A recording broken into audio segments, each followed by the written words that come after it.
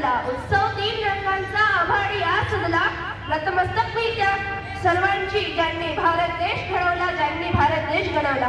स्वराज्याची जननी राजमाता जिजाऊ, विद्येची माता क्रांतीज्योती सावित्रीबाई फुले व ज्यांच्यामुळे संविधान मिळाले ते डॉक्टर बाबासाहेब आंबेडकर, समता शिकवणारे महात्मा गांधी व सर्वांना स्वराज्य मिळवून देणारे छत्रपती शिवराय व आपल्या श्री शिवाजी शिक्षण संस्थेचे आराध्य दैवत डॉक्टर पंजाबराव देशमुख यांच्या प्रतिमेस नमन करते व माझ्या भाषणाला सुरुवात करते. माझं नाव कुमारी राधिका तेजस काळे, मी वर्ग 10 क ची विद्यार्थी.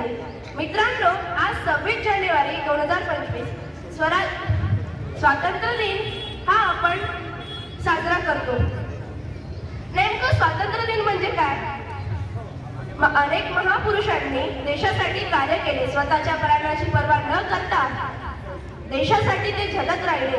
स्वराज्य मिळवून देणारे छत्रपती शिवराय यांनी यांच्या मावळ्यांना सोबत घेऊन आणि जिजाऊंच्या आशीर्वादाने सर्व किल्ले जिंकले व सर्वांना स्वराज्य मिळवून दिले. मित्रांनो, तो आधीचा काळ खूप वेगळा होता. आजच्या काळात लोक माणुसकीच विसरले आहेत. लोकांमध्ये माणुसकी नावाची गोष्टच राहिली नाही. ते दुसऱ्यांचं वाईट विचार करतात, दुसऱ्यांबद्दल वाईट बोलतात. आपलं चांगलं आहे हे त्यांचं समाधान मानत नाही. दुसऱ्यांचं कसं वाईट होतं हे लोक बघतात. तसंच गांधीजींनी आपल्या देशासाठी स्वातंत्र्य मिळवून देण्यासाठी खूप मोलाचा वाटा दिला. त्यांनी कधीच अहिंसेचा मार्ग वापरला नाही. त्यांनी शांततेच्या मार्गाने प्रश्न सोडवले. 1950 रोजी भारतामध्ये राज्यघटना लागू झाली. राज्यघटना स्वीकारून एक लोकशाही प्रजासत्ताक म्हणून स्वतःची ओळख निर्माण केली. भारतामध्ये लिखित संविधान आहे. लोकशाहीचे संरक्षण करते, पण लोकशाही पूर्णपणे आज सुद्धा भारतामध्ये नाही. माझी मैत्रीण तन्वीने सांगितले, आजचा शेतकरी उपाशी आहे. तिचं बरोबर आहे, कारण की आजचा शेतकरी हा जगाचा पोशिंदा मानला जातो. आपला भारत देश आपण कृषी प्रधान देश म्हणून ओळखतो, पण आपल्या देशातला शेतकरी हा उपाशी का? तो उपाशी राहून सगळ्या जगाला अन्नधान्य पुरवतो, मग तोच उपाशी का? त्याने त्याच्याच भावाला भाव काय नाही, तो भीक मागत नाही. त्याच्या स्वतःच्या कष्टाचे मेहनतीचे पैसे तो मागतो.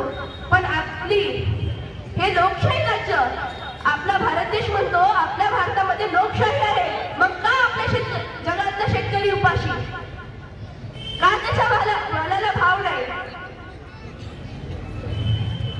श्रेष्ठ असलेले लोक श्रेष्ठच आहे आणि कनिष्ठ दर्जाचे लोक कनिष्ठच राहत आहेत.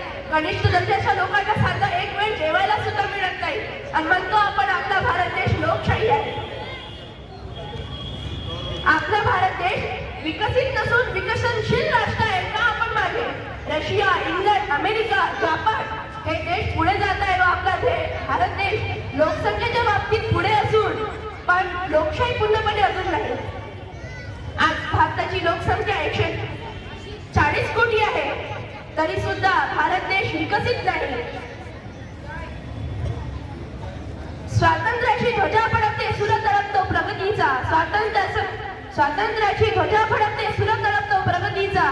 पराक्रमाचे बीज पेरतो सुगंध माझ्या मातीचा, सुगंध माझ्या मातीचा.